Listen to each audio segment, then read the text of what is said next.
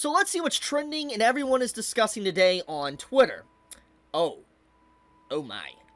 Yeah, let's ignore that one for now. So anyways, let's get into this. Let's get into this little situation here where a bunch of pirated websites basically were taken offline, and some of the pirate sites even went out of their way to make a closing statement basically saying it is the end of the road, they're done, they happen to close shop, etc. And I think anyone that has been a part of the anime community for more than at least 5 years is probably already seen how this has happened time and time again, but this is a good time to really discuss piracy, but also just discuss the future and what this effectively means. And there is one thing that has definitely been ongoing a lot, especially this year for anime and manga, it is that Japan is really heavily cracking down on piracy. I mean, to the whole, like, most wanted, stuff on the wall, where you literally saw some of the biggest leakers in the anime industry, to the revelation of who was basically the kingpin of all the leaks for Shonen Jump,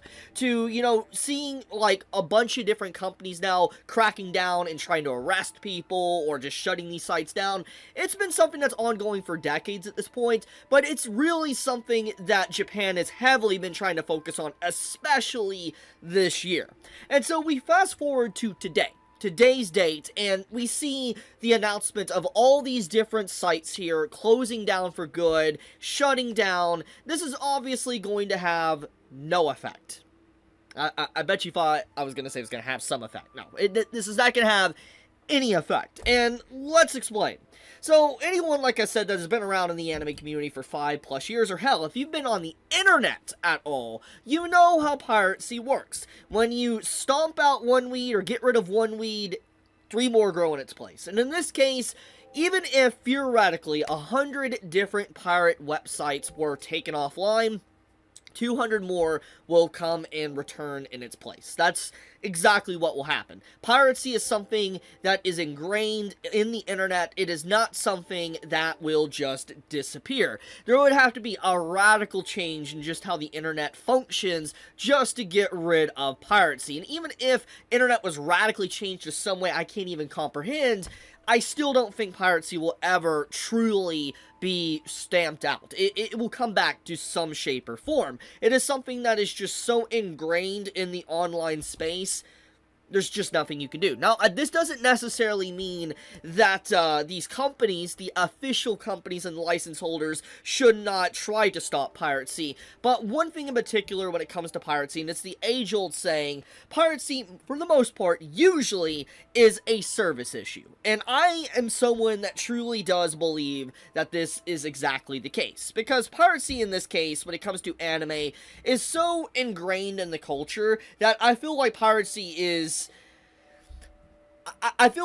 goes hand in hand with anime and manga. Like, you can look at maybe the entertainment industry, like for gaming, or you can look at it for regular live-action movies and TV shows. Yeah, that stuff gets pirated. But I truly think that anime and manga, I don't know the statistic, but I'm willing to bet you that in terms of the actual base, the people that, actively consume anime and manga and light novels, majority of the actual consumers are probably people that pirate stuff. I'm willing to bet you. And it's so ingrained in the very culture that I just don't think that it will ever really dissipate. Because one of the big fundamental reasons why there is such a huge chunk of the anime and manga community that are pirates is because of service issues. And I've actively discussed this in the past, and so let's highlight a few things, and let's talk about this. So, I want to go on record to say that, yes, I do have an active Crunchyroll subscription, High Dive subscription, Hulu subscription, Disney Plus subscription, etc., etc. But the reason why I do this is because, obviously, yes, I do want to legally support these series and these different offers, but also, to be completely blunt, I can use them as tax write-offs. I'm just gonna be honest here. That is one of the big reasons. But I will say, and I'm no better than anyone else, I'm not saying I'm a good person or trying to have a moral high ground, I also have pirated stuff. Hell, I literally made a video like 2 days ago talking about Reincarnation Coliseum and how I pirated that just to be able to read it. Because let's be completely blunt here. There is a lot of manga, not just anime, but a lot of manga that are out there that just do not have a license holder to where you can legally read it. One big prime example of this is Kingdom. Kingdom is a massive manga. It is absolutely insane just how overwhelmingly popular Kingdom is as a manga, and it still does not have an official English release. That is, honestly, to this very day, I reference it a lot, but it still blows my mind, because it's like, you look at the sell numbers and the charts and popularity of Kingdom, it's like in the top 5 most of the time, okay?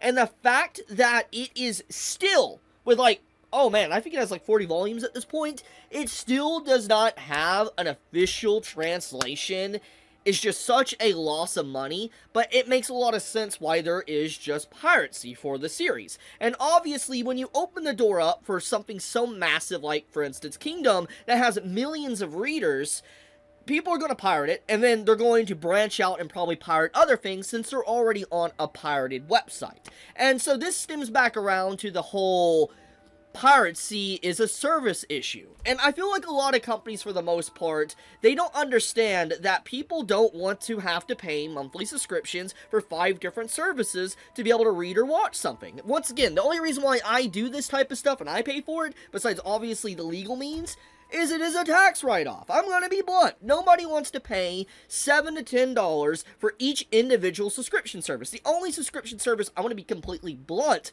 that really is worth the money, and I am not sponsored, I'm just being blunt here, is Viz. Viz is like $3 a month for an entire massive catalog of all the stuff in Shonen Jump that's pretty much ever existed.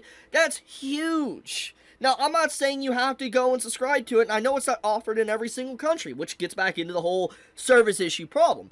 All I'm saying is that you can't expect the average watcher of anime, especially those that are probably either in their early 20s or even in their teens, especially with the boom of anime as of late in the last 4 or so years, where a lot of people in their teenage years are now getting into anime, you can't expect them to be able to pay like 3 to 5 different subscriptions a month. It's not possible. Now, this isn't something that's obviously just an anime issue. This is just an entertainment issue in general. You have stuff like Netflix, you have stuff like Disney and all that, you know, there's so many subscriptions out there, like HBO, Paramount, and all this. It's like, the reason why people went online to watch stuff like Netflix was because it was better than cable. There was no ads, you know, it was very cheap and easy to get everything, and you could watch it on your own time, instead of having to wait for broadcasting dates, etc., for some of your favorite shows. You know, streaming was just a much simpler alternative to cable back in like 2008 and onward. And so you fast forward today, you know, streaming services are becoming the new cable. They are. And also, there was a controversy about a month ago to where Disney was literally advertising a subscription plan with ads. And it's just like, you do realize the reason why people went to the streaming services in the first place was because they didn't want to deal with commercials, ad breaks and stuff, and they wanted stuff to be convenient. They wanted stuff to be able to access when they want, not be bombarded with nothing but ads and stuff. And I know these companies need ads and stuff or whatever to get paid. Like, they need to get paid. But it's like, that's the whole point of subscription plans. And when you're putting ads into your subscription plans, all you're going to do is force people to get rid of the service entirely and go down paths of just piracy. And so the thing is that it all circles back around to the main subject. Everything is a service issue. And hell, if we want to go even further and talk about some of the reasons why other people would cancel, not just from ads, etc., but it also kind of comes down to controversies within the space of translations. I mean, this is something I've actively discussed and talked about for a while, but when you have a lot of translators or localizers bring in their culture war and their agenda into these different shows or manga in general, you know, people are going to be adamant by just not wanting to even subscribe to these services or supporting these services, and they will go to fan translations or even machine translations just to be rid of the agenda pushing from localizers. So when you factor all this stuff in, these companies keep shooting themselves in the foot. They keep doing things that obviously just fundamentally push more and more people away, And that's not even getting into the fact of, you know, different countries not even having access to these actual official means of watching or reading shows. And that's another thing to talk about. Let's just say hypothetically there was a country that Crunchyroll or High Dive or whatever wasn't in, and let's say, you know, you had people within that country, they start accessing some of their favorite stuff, maybe Dragon Ball, Naruto, Bleach, One Piece, whatever. They start accessing that stuff illegally on pirated sites, and then about a year or two later, you have the official companies like High Dive or Crunchyroll or whatever come into that country to try to actually make a subscription plan.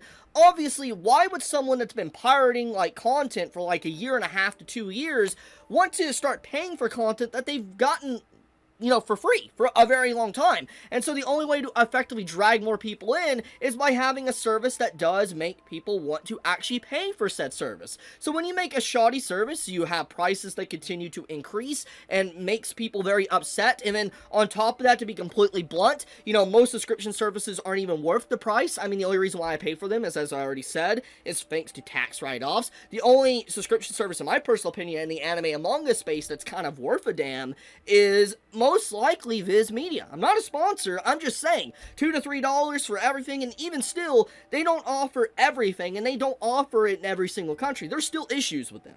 But I will say that overall, subscription services are going down the route of cable, and they're missing the point of why people transition to it in the first place. So, to make a long story short, you know, as much as, you know, these official companies try to fight back against piracy in these sites, and I understand they're in their legal means to be able to shut these sites down, that's completely fine.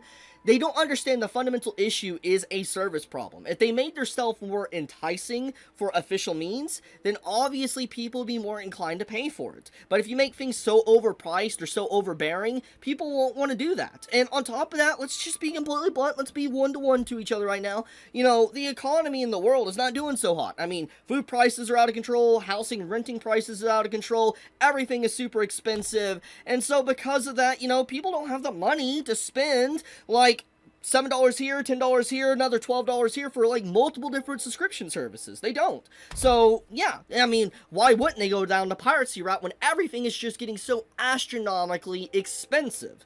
So, yeah, I'll leave it at that. It was a long-winded video, forgive me, but just something I wanted to talk about. I saw this today. I saw a lot of people upset about this, but all I'm going to say, there is alternatives if you are interested, but I'm not going to name them. Anyways, be safe, stay healthy. Chibi out.